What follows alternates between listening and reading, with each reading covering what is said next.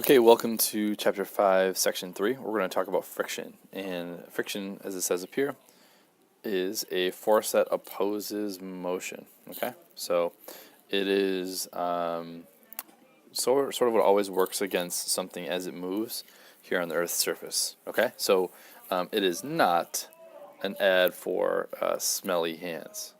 All right, just to clear that up, not an ad or a lesson about smelly hands.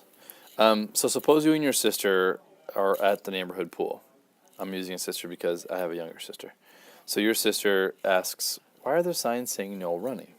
Your answer might be, "Don't worry about it. There aren't really signs," and let her fall and hit her head. No, that's wrong. Don't do that. But the real reason we all know that there are signs at the pool that say that is because it can be unsafe, right? Someone could slip, fall, and hit their head because of all the water there, right? So if you ever stop to think, well, why do we slip on water? Or you might think to yourself, why does that happen? So there's a few different reasons, but one of them, if you spill water on the ground, you always also see those signs that say "careful" when you're walking in a building or something. There's a wet floor, is because the friction has been reduced by the water. Okay, so that's sort of indicative of what we're going to talk about today. So the source of friction is this next section here. So friction is a force that opposes motion between two surfaces that are in contact. Okay, friction occurs because the surface of any object is rough.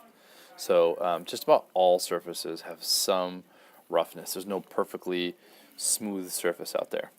Even surfaces that feel smooth are covered in tiny microscopic hills and valleys. So these kind of little hills and valleys. Everything has something like this on its surface. Okay, so because of that, and because let's say if I put a box on this surface, it has, if you zoom in really close, it has these tiny hills and valleys. Because these two hills and valleys are going to rub up against each other, you have friction. Okay, so we can find friction between the contact of any of these two surfaces. So when two surfaces are in contact, the microscopic hills and valleys on one surface stick to the tiny hills and valleys of the other surface. This is what causes friction. So if I ask you in the quiz, what causes friction, make sure you go back and look at that explanation. So here's a really nice zoomed in feature here. You can see the box, the yellow box on the surface. Out here might not look like it, but it has these little ridges, these little valleys, right? And you know that when you rub something rough against your skin, you feel that sort of pressure, that scratching feeling, right? So that's happening on virtually any surface that comes into contact. So the amount of friction depends on the force pushing the surfaces together. If the force increases, the hills and valleys of the surface can come into closer contact, so they get pushed into each other even further, right? So imagine those hills and valleys on your two surfaces, right? If you push down, if you increase the force on that, well, the distance between these two things is gonna shrink, right? And they're gonna get closer and closer together, and there's gonna be more friction. Okay, the close contact increases the friction between the two surfaces. Objects that weigh less exert less downward force, and objects that weigh more, as shown on the next slide. Actually, I put a slide in between that. So I wanted to think about this idea of putting more pressure or less. All right, so you guys are all probably familiar with this, right? This is a fireman going down the pole. Okay, so what firemen can actually do, if you've ever done this yourself, is you can increase or decrease the amount of friction and control the speed of how fast they go down the pole. Okay, so the fireman can kind of let go and slide down the pole and go fast, or it can squeeze on the pole and go slower. Well, why does that happen? When you're squeezing, you're putting more pressure and you're increasing the, say it with me, friction. Okay, so if you increase the pressure, so if you increase pressure, you increase friction. All right, and if you increase the friction, it'll slow him down. Now, if he just loosely holds onto the pole and jumps down, he's going to fly right down the pole and get on the fire truck. Okay, that's just a little example of that. Another example, sometimes when I think about this, like more weight, when something weighs more, right? If you ever play Mario Kart, the heavier characters like Bowser and Wario are heavier. They can go faster eventually down the track, but they're also they turn a little slower.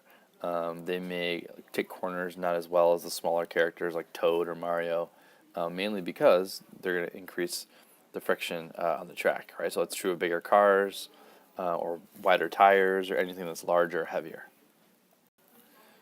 Here's a good diagram about force and friction. So here's your bigger book, right?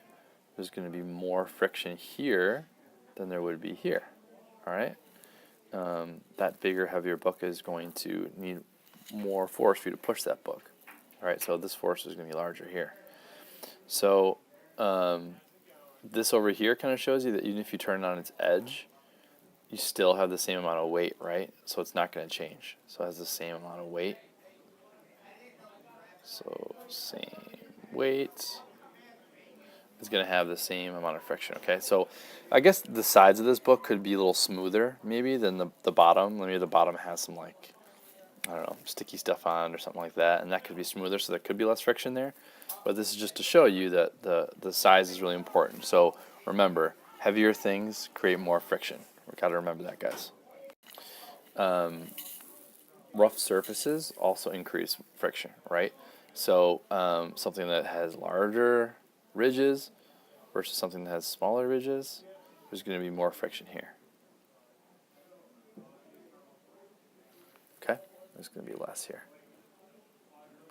Kind of common sense. I've been doing some sanding, making a dresser for my son, and you notice there's different kinds of sandpaper, right? There's coarse grain and fine grain sandpaper. That coarse grain sandpaper has larger ridges like this, right? It's going to create a lot more friction with the wood and lift up a lot more of the wood grains than the smooth sandpaper, which is mainly for finishing before painting or in between coats. So there's two types of friction. Kinetic is moving. So kinetic friction is the friction between moving surfaces. The amount of kinetic friction between two surfaces depends in part how the surfaces move. So sliding past one another and rolling one another are two ways it can move. Okay, so what do you think? What's going to have more or less friction, sliding or rolling? Just think about that for a second. So usually the sliding kinetic friction is greater than the force of rolling kinetic friction. It's usually easier to move something on wheels than to move something along the floor. It's kind of common sense, right? So that's why we use these dollies here when you're moving heavy furniture. That's why furniture often has wheels on the bottom so you can move it easily. If you've ever seen conveyor belts, right? There's those conveyor belts. Some of them have actual cylinders on them like this, right? And that you can see these at the airport sometimes, and that can slide things down quite easily, right? So just imagine pushing something on the floor. That sliding mechanism here is going to produce a lot more friction. So static friction is the other type of friction.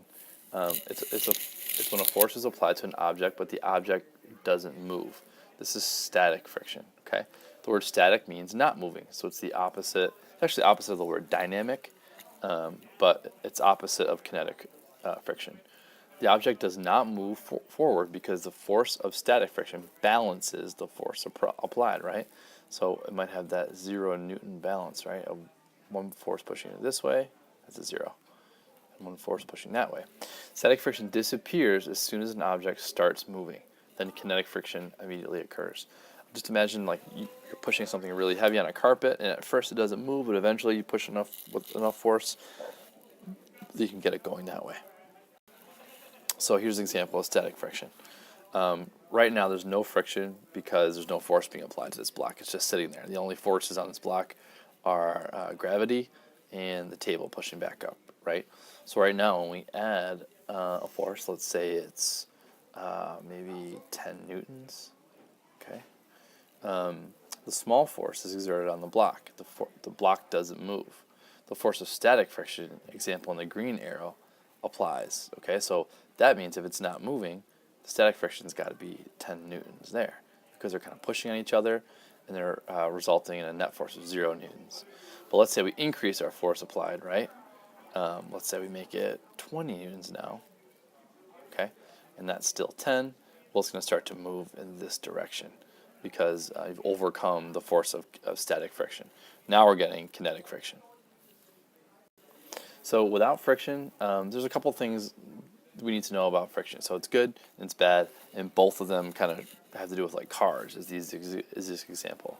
So without friction, a car's tires couldn't push against the ground to move forward, and the brakes couldn't stop the car. I don't know if you guys knew this, but on a car, the brake pad is like a piece of, that's supposed to be a wheel. It's a piece of rubber or steel or ceramic that will slowly push down on the wheel. There's a ton of heat generated down there, and this wheel will eventually, rub up against that brake pad and slow down. Okay. However, friction can also cause problems. So that's why we have oil in the car, right? So the temperature as these parts rub together really gets hot. The oil is there to lubricate that truck or that car or truck as it goes. So friction can be both harmful and helpful. Remember that.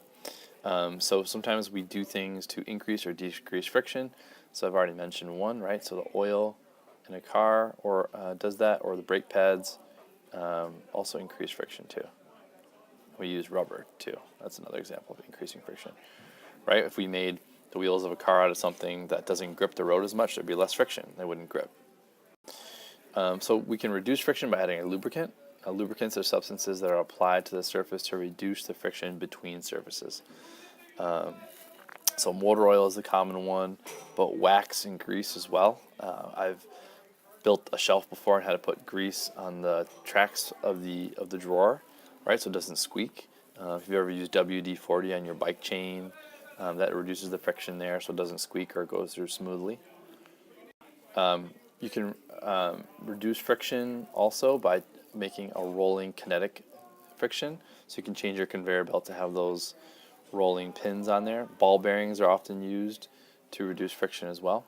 Another way to reduce friction is to make things smoother, right? So I can sand it down. I could sand something. I could cut it. You could wax it, right, to make it smoother. So a lot of those things are used to reduce friction, those methods. One thing, reducing friction, well, you can make something rougher, right? You could, we do that every year with our ice and salt on the road. I'm going to add ice to that. Ice also melts it, but it also does give you some more friction too. You often see on like entryways, those kind of like, how about think about this, a skateboard, right? So if anyone skates in here, there's that black tape you put on top of the skateboard that's called grip tape. It's really rough and allows you to get a good grip with your foot on the skateboard so it doesn't go flying the other way. You can also add more force, right? So if you're adding more force, that increases friction. There's just always going to be friction, and no matter how smooth you get something, you're pretty much going to have to deal with some friction. So one of my challenges is in our upcoming kind of lab I've been talking about, where we're going to be building cars, is for you to make the car with the least amount of friction possible. All right, so that was section 3. Hope you enjoyed it, and have a great night.